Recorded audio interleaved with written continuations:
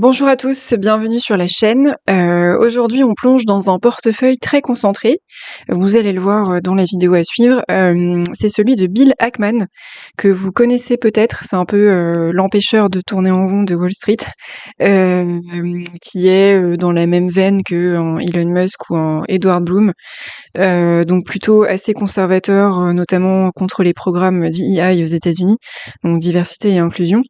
Mais plus que sa ligne, on va dire plutôt politique, ce qui m'intéresse, c'est la structure de son portefeuille. C'est un multimilliardaire qui a fait fortune dès les années 90 aux États-Unis. Et on va voir ça ensemble. Vous allez voir que il a un portefeuille assez audacieux. Et pour nous, c'est intéressant quand même si on souhaite comprendre la conviction dans l'investissement. Je pense que c'est vraiment ça l'enseignement clé qu'on va tirer de cette vidéo. Donc on va passer en revue la valorisation totale récente de son portefeuille, le détail de ce qu'il contient, la répartition sectorielle et son exposition à ces différents secteurs, les mouvements récents qu'il a pu mener, et puis sa philosophie d'investissement qu'on a déjà un peu évoqué dans les grandes lignes. Alors je vous ai mis à l'écran l'extrait du site Dataroma sur lequel moi je récupère pas mal de données. C'est vraiment l'un des sites les plus fiables en la matière, et qui met à jour très récemment les portefeuilles. C'est aussi l'intérêt, on peut avoir des données presque en temps réel. Donc là, vous voyez à l'écran, donc Bill Ackman a un hedge fund qui s'appelle Pershing Square Capital Management. Donc la dernière mise à jour date de juin 2025, donc ça reste quand même assez récent. Et là, vous voyez que son portefeuille s'élève à une valorisation d'environ 13,7 milliards de dollars. On voit une concentration qui est très élevée, puisqu'on a 99% du montant qui est dans les 10 positions, et un nombre de lignes très faible. Donc, parmi cet univers restreint, je pense que ça vaudrait le coup de rentrer dans le détail de chacune de ces positions pour bien comprendre ce dont je vous parlais en termes de conviction. La première position, donc, c'est Uber, qui représente quand même 20,59% de son portefeuille. Donc Uber, qu'on présente plus, multinationale du transport et de la livraison, fondée en 2009, cotée depuis 2019 et basée à San Francisco. Ensuite, Brookfield Corporation, 18,57%, récemment renforcée, qui est basée à Toronto au Canada. Et donc ça, c'est un acteur plutôt de tout ce qui est investissement alternatif. C'est un fonds de gestion, grosso modo, qui gère environ 1000 milliards de dollars d'actifs. Ensuite, QSR, Restaurant Brands International. Donc ça, c'est une société qui a été créée en 2014. C'est résulté en fait de la fusion entre Burger King et Tim Hortons. Et ils sont basés à Toronto. Et je crois enfin c'est assez énorme. Ils ont plus de 30 000 restaurants, je crois, dans le monde.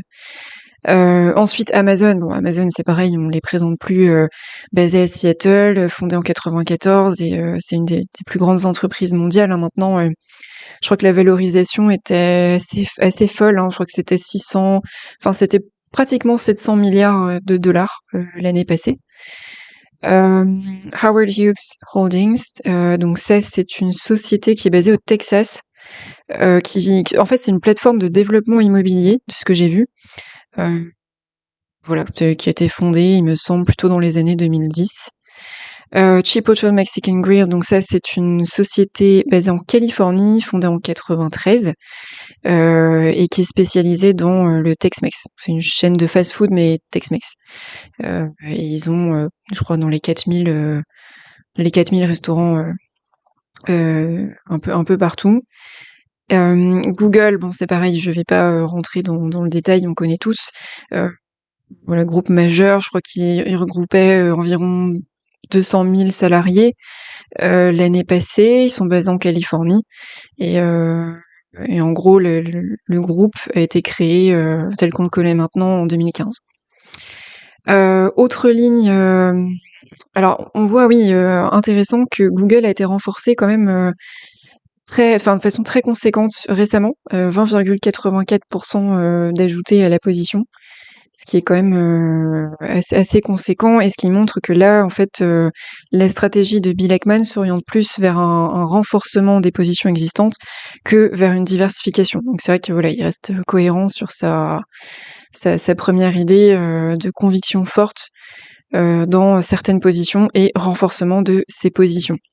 Ensuite, Hilton Worldwide Holdings, donc ça c'est c'est les hôtels Hilton hein, notamment, fondés en 1919, qui est basé maintenant en Virginie. Et puis voilà, c'est un groupe hôtelier en fait. Hein, ils ont une vingtaine de marques sous lesquelles ils opèrent. Hertz, donc là, jusqu'à Hilton, on arrivait dans des positions majeures hein, du portefeuille, parce que bon, tout de même, 5,88% pour un portefeuille de cette taille, c'est quand même pas une paille. Et ensuite, Hertz et Seaport, là, ce sont deux positions plus récentes d'abord. Et puis on sent que la conviction est peut-être moindre. Et puis peut-être qu'il y a une question de timing, de renforcement des positions également en cours. Hein. Hertz, donc c'est une société basée en Floride qui a été créée en 1918 à Chicago, qui est spécialisée dans la location de véhicules. Et puis voilà, c'est une société. Je crois qu'ils sont valorisés. Il me semble qu'ils approchaient des 2 milliards de dollars hein, de valorisation. Et puis Seaport Entertainment, donc ça c'est une boîte assez récente. Hein, je crois qu'ils ont été créés en 2024, l'an passé, et ils sont dans tout ce qui est divertissement, immobilier, hôtellerie. Et je crois qu'ils ont des actifs notamment à Las Vegas. Voilà, donc voilà pour un peu le détail de ses positions. Nous, ce qui va nous intéresser, c'est de voir que finalement ces 5 premières lignes représentent 68% de son portefeuille. Donc c'est ça que je voulais dire en parlant de concentration. Hein. Ça veut dire que Ackman a un fort degré de conviction dans quelques positions principales. Si on passe en dessous à la répartition sectorielle, donc là ce qu'on voit c'est que le portefeuille contient des sociétés plutôt orientées technologie majoritairement, donc Uber, Amazon. Ça c'est vraiment son premier axe d'investissement. Le second axe d'investissement, c'est plutôt tout ce qui est asset management, donc via Brookfield principalement, hein, 18,54%. Donc là, c'est de la gestion d'actifs. Et ensuite, tout ce qui est services, donc restauration, consommation,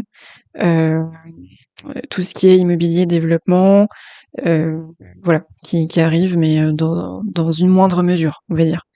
Donc il a une approche qui est très orientée conviction, qui est pas trop répartition sectorielle classique. Il reste dans des domaines relativement connus, certes, mais bon, quand même, il y a de la finance, il y a des services. C'est assez intéressant quand même de voir ça parce que ça tranche un peu avec son profil d'activiste. On pourrait s'attendre à ce qu'il aille prendre un peu plus de risques et sortir des sentiers battus. À ce qu'il aille peut-être vers des cryptos massivement, comme c'est un peu le mouvement en ce moment, ou vers des micro-caps. Sauf que là, non, il reste vraiment dans des valeurs, on va dire, un peu plus traditionnelles. Et il renforce ces valeurs un peu plus traditionnelles. Hein. On l'a vu ici avec Google, 20,84%.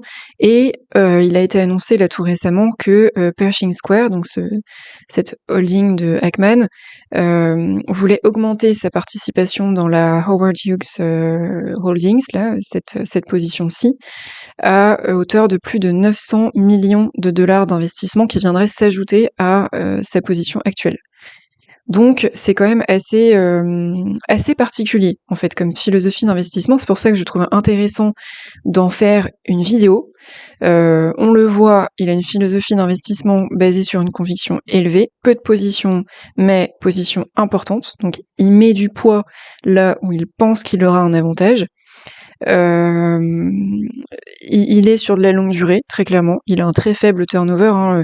La durée moyenne des positions est très élevée, dépasse plus de 13 trimestres. Donc ça veut dire qu'il cherche à laisser le temps faire son œuvre. Et c'est vraiment, voilà, je pense qu'en fait, il y a 3 piliers fondamentaux. Il a 3 étapes dans sa stratégie d'investissement. D'abord, il identifie des entreprises assez sous-évaluées, qui présentent un potentiel de transformation quand même significatif. Ensuite, il fait l'acquisition de participations suffisamment importantes pour obtenir une voix au chapitre dans la gouvernance de l'entreprise en question. Et enfin, troisième étape et dernière étape, il met en œuvre une espèce d'action transformatrice, de campagne publique, etc., qui lui permet en fait de pousser la direction vers des changements, que ce soit stratégiques ou opérationnels ou financiers, mais vers du changement. Donc c'est quand même une stratégie assez différente, je pense, de pas mal d'autres investisseurs, d'autres grands investisseurs qui investissent pour générer de l'argent, mais sans forcément se préoccuper réellement de mettre la main à la pâte dans l'entreprise. Là, c'est avec Ackman, c'est différent et on le voit dès ses premiers investissements en fait, parce que historiquement, son premier grand succès, ça a été son investissement dans McDonald's en 2005, je crois. Et ça illustre en fait la stratégie que je viens de vous donner, c'est-à-dire qu'il a identifié le potentiel inexploité à l'époque, hein, parce que maintenant très exploité, mais potentiel assez inexploité à l'époque de cette chaîne de restauration rapide. Il a ensuite poussé McDonald's à accélérer donc sa stratégie de franchise, à aussi optimiser son portefeuille immobilier et à améliorer ses rendements aux actionnaires. Et de fil en aiguille, cette campagne a permis de générer des gains et a établi en fait sa réputation à Bill Ackman comme celle d'un investisseur activiste constructif. C'est quelqu'un qui investit parce que derrière, il a une vision, il a cette forte compréhension de l'effet levier de la conviction dans l'investissement. Il parie pas du tout sur la diversification maximale, bien au contraire, vous l'aurez compris. Et surtout, il parie, lui, et ce qu'il veut, c'est d'ailleurs la transformation de valeur. Il a conscience que cet investissement en argent lui permettra d'avoir un poids beaucoup plus élevé dans les entreprises et donc une action transformatrice potentiellement bien plus élevée aussi. Voilà, donc je voulais vous présenter ce portefeuille-là comme un cas d'étude pour comprendre comment finalement on pouvait aussi être un investisseur à forte conviction, qu'on n'avait pas forcément besoin d'avoir 40 lignes dans son portefeuille. Au contraire, parfois un nombre de lignes limité peut permettre de faire des gains avec un gros poids sur quelques positions clés. À l'inverse, il faut aussi être conscient, parce que le revers de la médaille, ça veut dire que votre risque est moins réparti.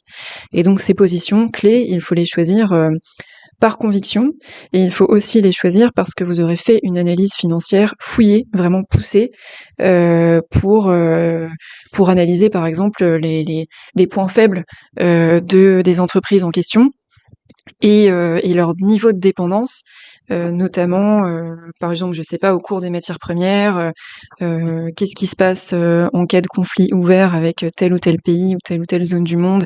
Enfin, il y a quand même un lien étroit aussi avec la politique et la géopolitique.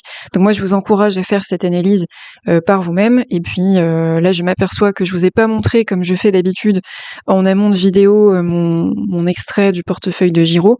Mais je vous le montrerai à suivre parce que j'ai ouvert une nouvelle position que je trouve intéressante en fait de vous partager. Donc on verra ça dans la prochaine vidéo.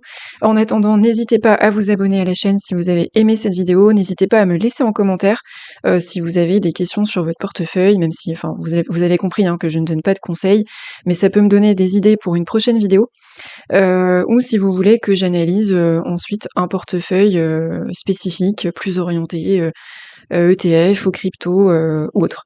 Merci de m'avoir suivi, je vous dis à très bientôt, portez-vous bien.